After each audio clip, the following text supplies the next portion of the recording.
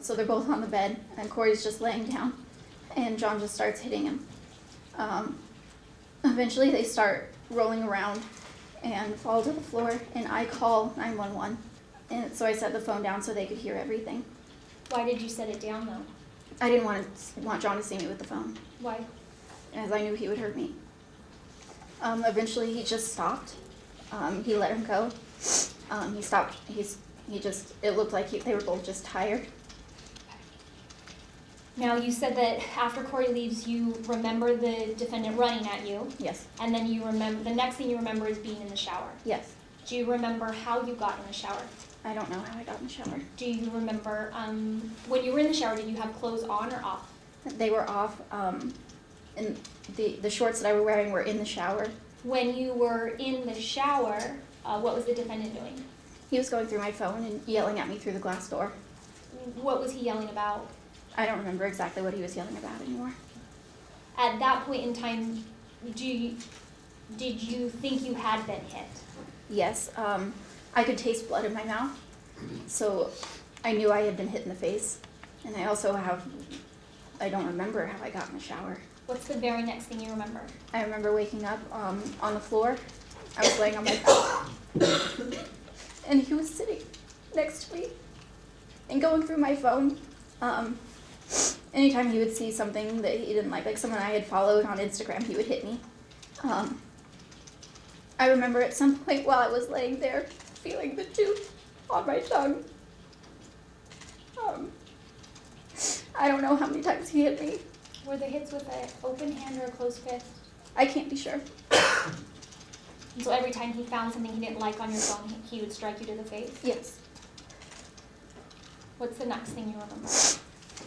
Past that, I just remember being on all fours right in front of the shower, like I was about to stand up, and he kicked me in the ribs so hard that I fell over and began convulsing.